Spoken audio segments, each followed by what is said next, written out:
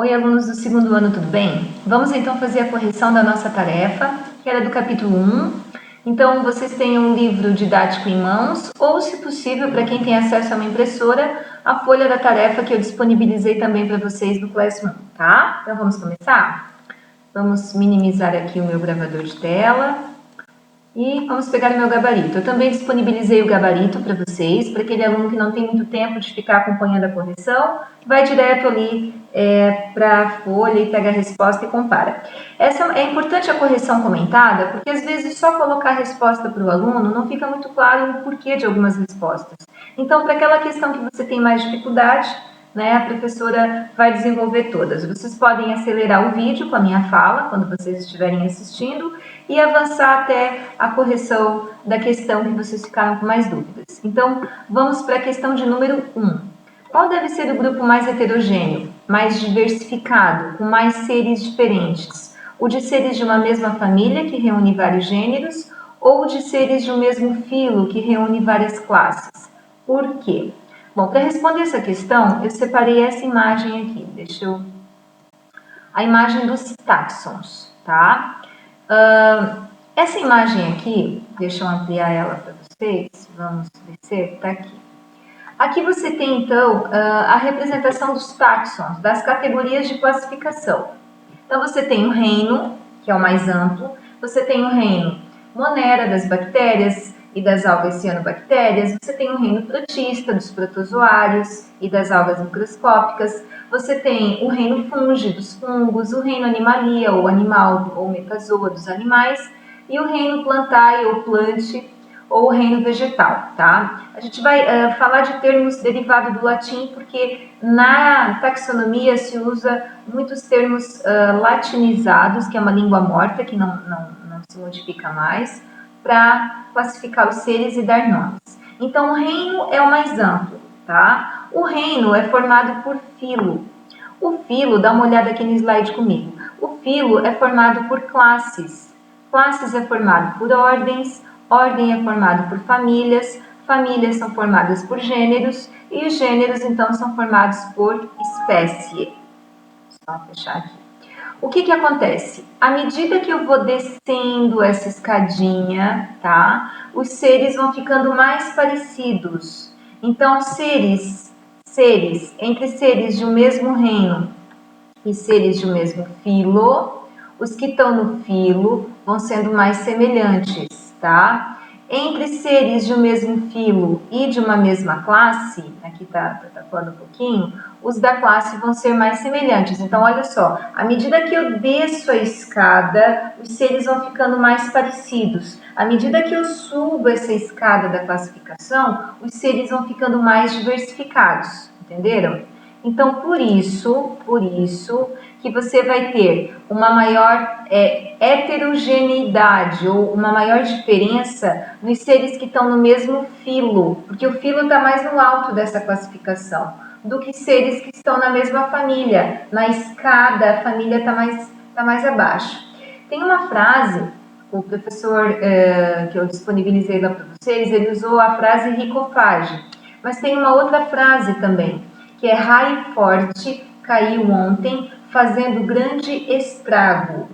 Raio de reino, forte de filo, caiu de classe, ontem de ordem, fazendo de família, grande de gênero e estrago de espécie. Então, raio forte caiu ontem, fazendo grande estrago, é para lembrar os táxons, em ordem decrescente, do maior, que é o reino, do menor, que é a espécie, tipo de ser, tá? Então, essa seria a resposta da número 1. Questão de número 2. Em termos evolutivos, o urso polar, que tem o nome científico Ursus marítimos, é mais próximo do urso cinzento, que tem o nome científico Ursus arctos, ou do urso panda gigante, que tem o nome científico Ailuropoda melanoleuca, tá? Justifique sua resposta. Bom, em termos de evolução, vai estar mais próximo, no mesmo grupo, com mais semelhanças, os que estiverem no mesmo gênero. Então, como é que a gente identifica o gênero no nome científico? Eu separei aqui para vocês uma outra imagem também, para facilitar. Tá aqui. Nomenclatura científica. Deixa eu ver se eu acho que está aqui. Então, o nome científico, ele tem que ser latinizado, derivado do latim, tá? E a primeira palavra, ela sempre vai ter a inicial maiúscula, que vai te dizer qual é o gênero, ou o epíteto genérico, o gênero, qual é o grupo que está essa planta, esse animal. E o segundo nome vai ser sempre minúsculo e vai ser o epíteto específico, a espécie. Então, você tem o gênero e a espécie. Juntando os dois na nomenclatura científica, o epíteto específico com o gênero, você tem o nome científico daquela espécie, tá? Então, por exemplo, Canis familiaris é o nome científico de um tipo de cão. Todo cão é do gênero Canis, mas a variedade, a raça, a subespécie do cão é que vai mudar. Todo gato também é do gênero Felis, tá? Mas a raça, a subespécie é que vai mudar. Então, gênero é o que abrange aquele grupo, tá? Mas o epíteto específico vai ser a variedade, a espécie, tá? O subtipo, tá bom? Bom, vamos voltar aqui.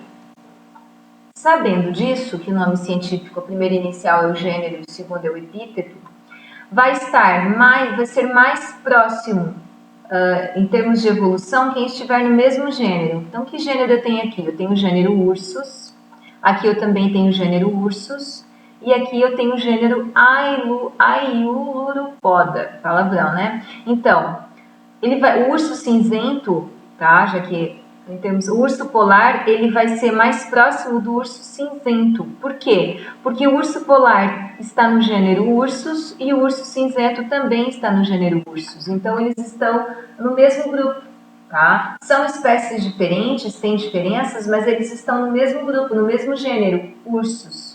Entenderam? Então, essa seria a resposta. Questão 3. Observe a árvore filogenética simplificada que relaciona os principais grupos de plantas terrestres e responda.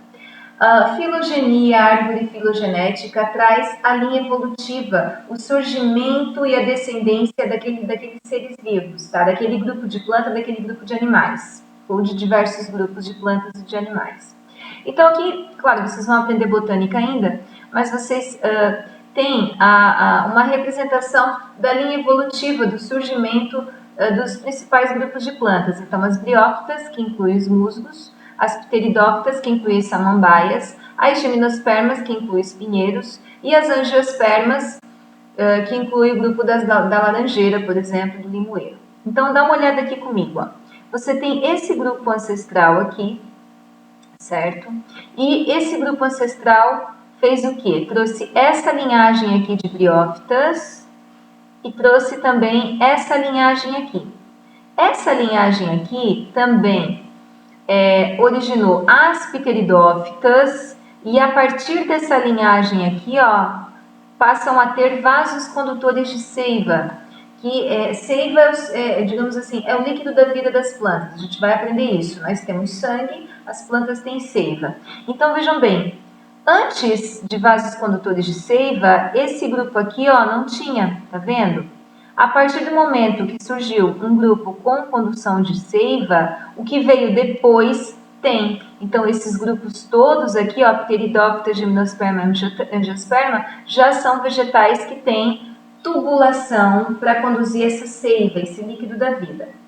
Aí, esse grupo originou as pteridófitas e continuou surgindo novos grupos e surgiu, então, semente.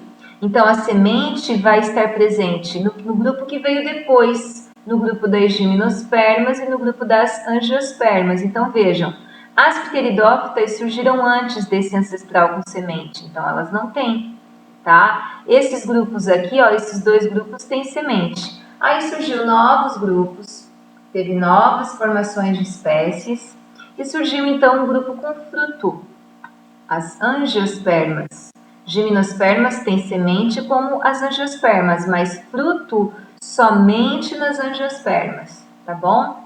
Então a gente vai agora analisar as perguntas. Eu vou ler aqui do livro, deixa eu achar aqui a resposta.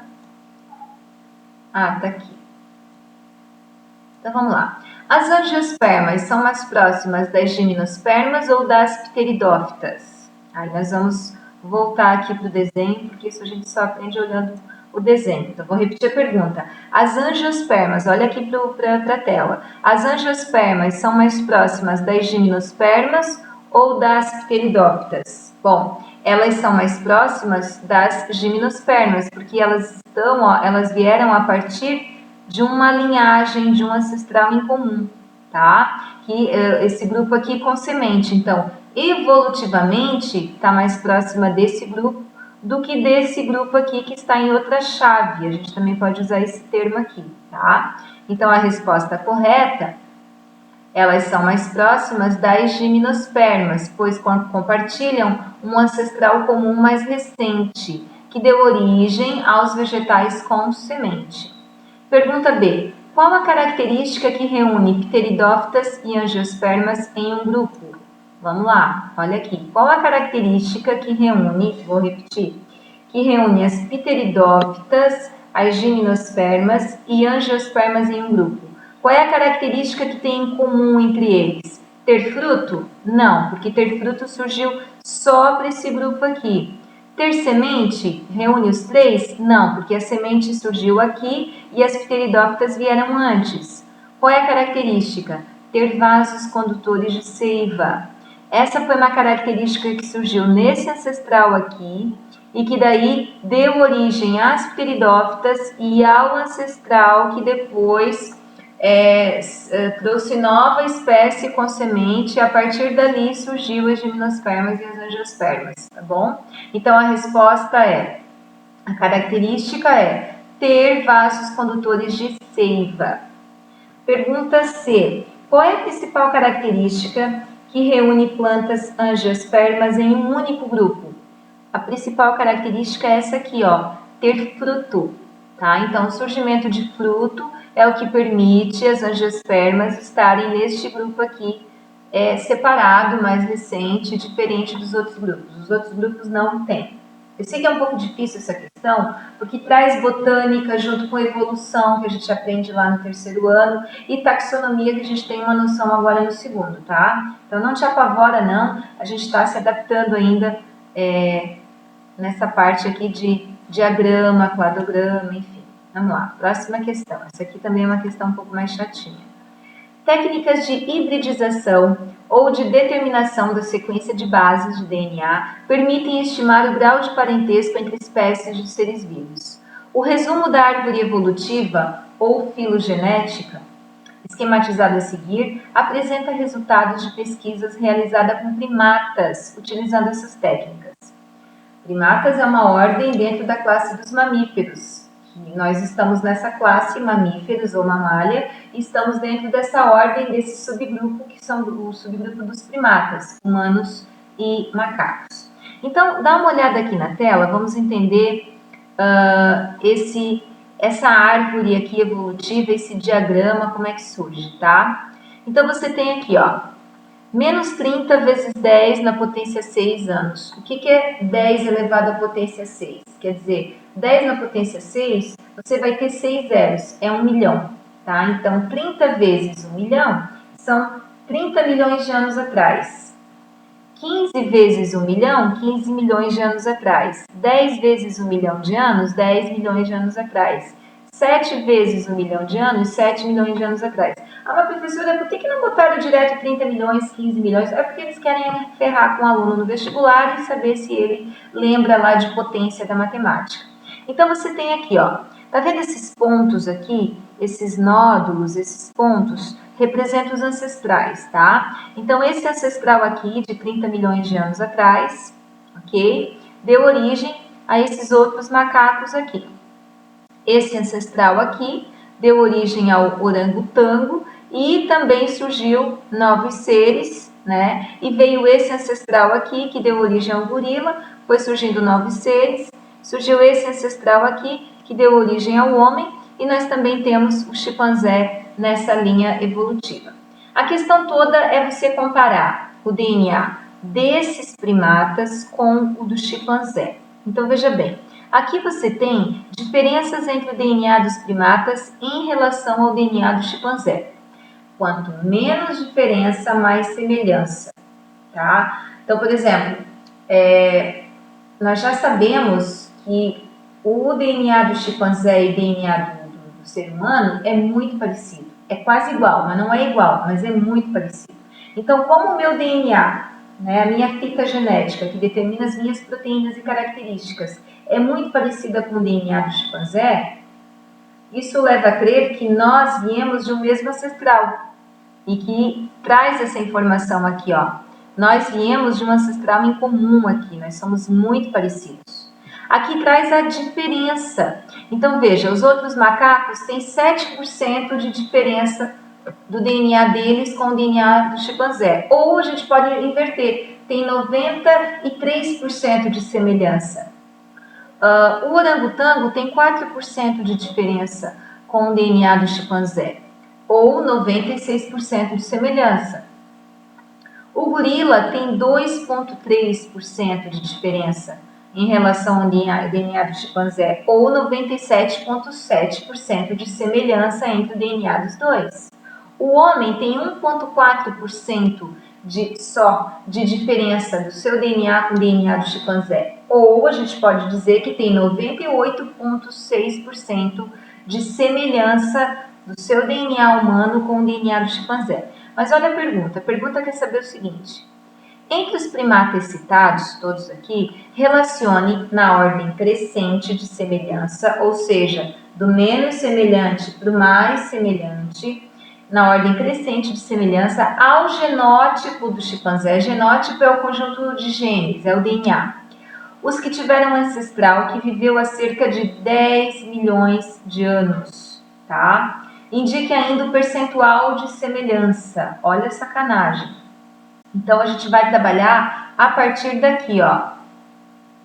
A partir de 10 milhões de anos, que é a partir deste ponto aqui, quem é que tem em ordem crescente menos semelhança para mais semelhança, tá? Então, o gorila, como tem mais diferença que nós seres humanos, ele vem em primeiro lugar. Então, em primeiro lugar, o gorila, ele tem 2,3% de diferença de DNA dele com o DNA do chimpanzé.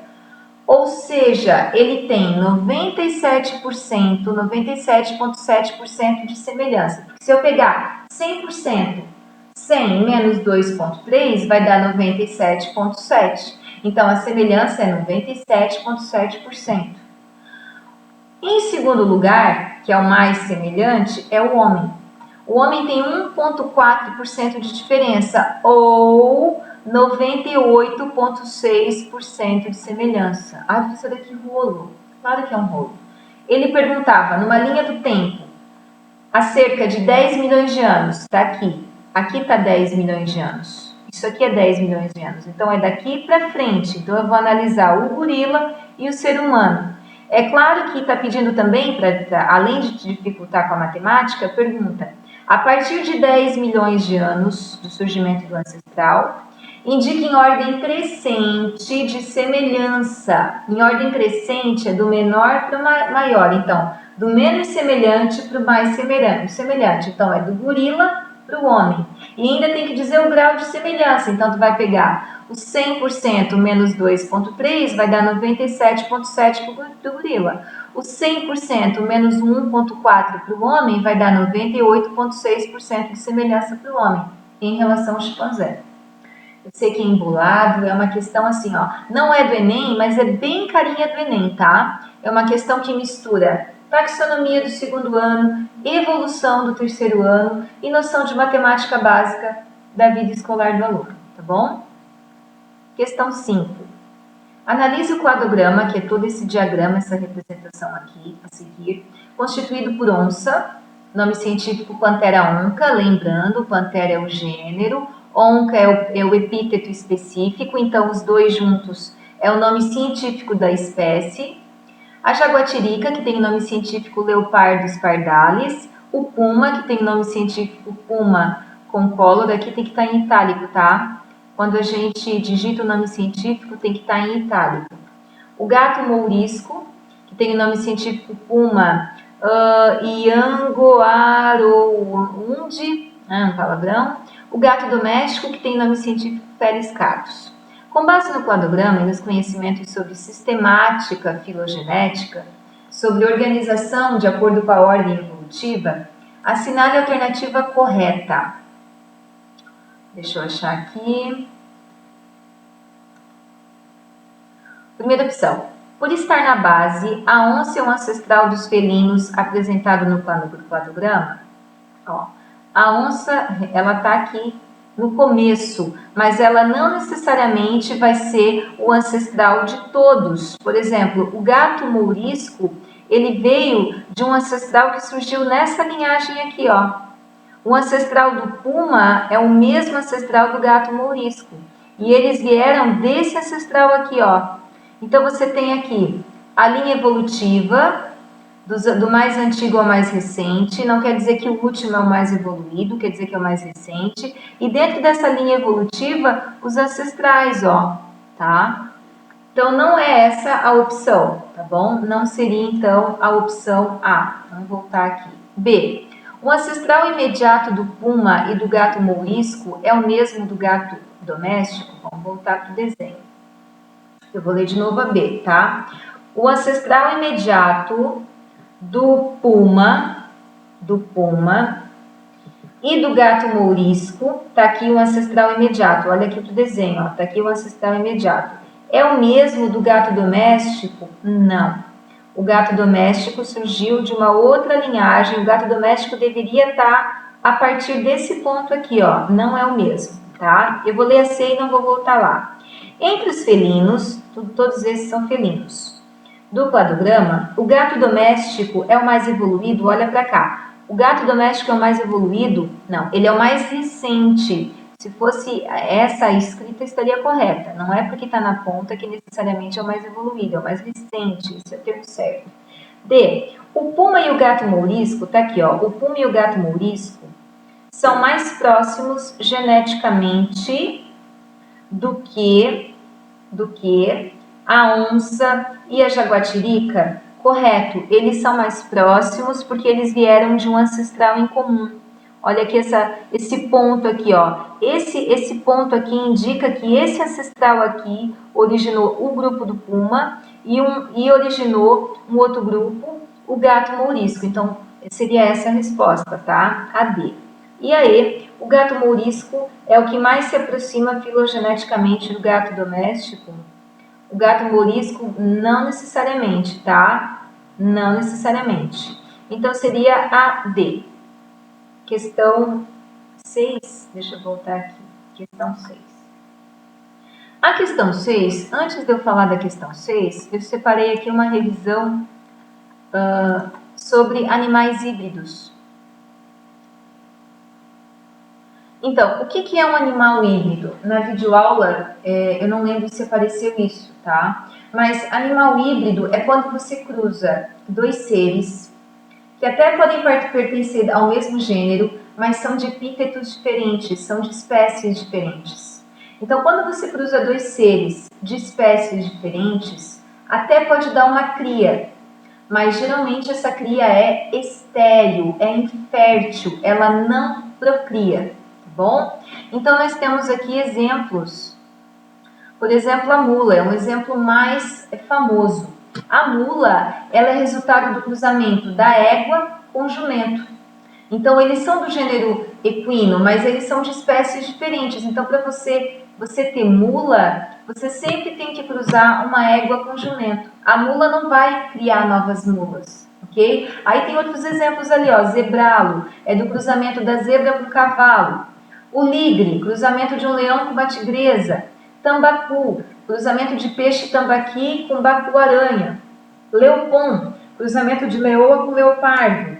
O arizo, cruzamento de lhama com alpaca. Mas o mais famoso mesmo é a mula, tá? Que a gente trabalha bastante com esse exemplo. Tá bom? Aqui tem uma imagem, então, da mula, que é um animal híbrido, porque ela é do cruzamento de égua com jumento, que são seres de espécies diferentes, tá?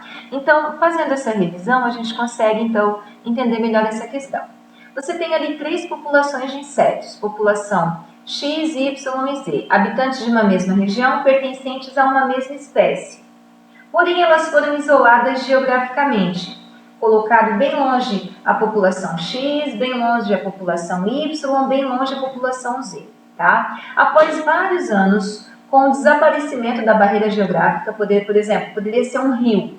Sei lá, eles atravessaram esse rio e caminharam, se isolaram. Com o passar dos anos, esse rio secou e eles voltaram a se encontrar. Verificou-se então que o cruzamento, olha só, o cruzamento dos indivíduos da população X com a população Y produzia híbridos. Eu coloquei aqui, ó, X com Y produzia híbridos. Então, o que a gente já pode concluir? Que X e Y, tá, são espécies diferentes, porque formou populações híbridas. O que mais? Onde é que eu parei? O cruzamento dos indivíduos da população X com os da população Z produzia descendentes férteis. Olha bem, X com Y, híbridos, então quer dizer que eles são de espécies diferentes. X com Z produziu descendentes férteis, então são da mesma espécie ainda, eles não se modificaram entre si. E os indivíduos da população Y com os da população Z não possuía descendentes, nem cruzavam, Y com Z. Qual a conclusão que a gente pode, então, desenvolver a partir desses dados? Letra A. X, Y, Z continuaram pertencendo à mesma espécie? Isso não aconteceu, porque cruzando eles entre si, teve alguns cruzamentos que nem descendentes geraram e muito menos descendentes férteis. Então, não são da mesma espécie. Tem espécie diferente ali. X, Y e Z formam três espécies diferentes? Também não, porque X e Z, por exemplo, eu anotei ali embaixo, como eles cruzaram entre si e deram descendentes férteis, tá? Então, eles são da mesma espécie. O Z é diferente. O Y é diferente, desculpa. X e Z tornaram-se espécies diferentes? Não. Eles é que ficaram espécies iguais, porque quando você cruzou os dois, deu descendentes férteis, então não pode ser essa. X e Z continuaram a pertencer à mesma espécie? Sim. E Y tornou-se uma espécie diferente? Cadê o Y? Sim. Porque lá em cima, ó, quando cruzou com Y, deu híbrido, então espécie diferente do X e Z. Essa é a resposta. E aí? X e Y continuaram a pertencer à mesma espécie? Não, tá? O Y ali, no caso, é uma espécie diferente que a gente já viu lá em cima. Então, é uma questão meio embolada, bem cara do Enem, que novamente traz essa noção de hibridização, que a gente trabalha no segundo ano e no terceiro ano, tá? E faz essa mistura, meio que mexe com o nosso raciocínio lógico. Para facilitar uma questão dessa, a gente tem que rabiscar. Então, o meu rabisco eu digitei aqui para vocês, ó. Eu fui pegando os dados do enunciado e fui colocando aqui, e aí fui analisando também opção por opção. Essa é uma questão que tem que assistir a correção para poder entender, né? Questão 7, é uma questão bem interessante. Em uma área de transição entre a Mata Atlântica e o Cerrado, são encontrados o pau d'arco, deixa eu ver se eu coloquei aqui, não especifiquei. São encontrados três espécies aqui, o pau d'arco, a caixeira e alguns ipês, tá? E o cipó de São João. É tudo nome popular de planta, tá bom? Considerando os critérios de classificação biológica, no texto são citados o quê? Então, primeiro, você tem aqui o nome popular, que varia, mas você tem o nome científico dessa planta. Tabebuia serratifolia. Tabebuia é o gênero, serratifolia é o epíteto específico. Caixeira, Tabebuia cassinoides. E alguns ipês, Tabebuia auris, Tabebuia alba e Cibistaques antisifilitica. Oh, meu Deus do céu. E o cipó de São João, Pirostegia venusta, deriva do latim, tá, gente? Então, vamos lá. Quantos gêneros eu tenho? Porque, olha só, a questão vai trabalhar com gêneros e espécies. Quantos gêneros diferentes eu tenho? Eu tenho 3 gêneros diferentes. Tabebuia, Cibistax e Pirostegia. São 3 gêneros diferentes. Então, ou é A, ou é B, ou é C. Agora, quantas espécies diferentes? Espécies é o resultado do gênero e do epíteto específico. Olha só, aqui eu tenho uma espécie, aqui eu tenho outra espécie, aqui eu tenho outra espécie, outra espécie, outra espécie e outra espécie. Então, eu tenho uma, duas, três, quatro, cinco, seis espécies diferentes. Então, a resposta é a letra C, tá? Espécie é a soma do gênero com o epíteto específico. Para ser da mesma espécie, o nome científico tem que ser idêntico. Vocês estão entendendo? Então, tem que ser o mesmo nome científico, tem que ser idêntico, o gênero e o epíteto específico. Aí é da mesma espécie. Então, você tem ali plantas do mesmo gênero, mas de espécies diferentes. Elas são muito parecidas, mas não são da mesma espécie. Tem algumas diferenças ali, tá? É igual cachorro. Todo cachorro é do mesmo gênero, Canis. Mas você tem as raças, as variações, as espécies diferentes. Ok? Então, a 7 era C. Eu pedi mais uma, deixa eu ver aqui. Ah, tem mais uma, a última. Tá cansado? Aguenta aí. Estamos terminando, tá? Aguenta mais um pouquinho. Os 3 domínios da vida são conhecidos como bactéria, árquea e eucária, tá? O domínio eucária inclui 3 reinos de eucariontes. Lembrando, eucariontes são seres cuja célula tem membrana do núcleo. Multicelulares porque tem várias células. Então, o eucária inclui o reino plant ou plantae, que é o reino das plantas, o reino fungi, que é o reino dos fungos, cogumelo, bolor, e o reino animalia, ou animalia, ou metazoa, que é o nosso reino, é o reino dos animais, são todos eucariontes. Evidências recentes sugerem que os reinos fungi, dos fungos, e animalia apresentam um parentesco mais íntimo entre si do que apresentado com o reino plant, ou plantae, para a gente facilitar aqui. De acordo com a figura acima, e aí você tem vários diagramas aqui, a relação de parentesco entre os reinos fungi e animalia é melhor representada. O enunciado já disse que o fungi e o animalia são mais parentes entre si do que entre fungo e planta. Então, o que mais representa semelhança entre fungo e animal é a número 1. Porque vejam, o fungo, o reino fungi e o reino animalia vieram desse ancestral aqui, ó. Eles estão nessa mesma chave, estão entendendo?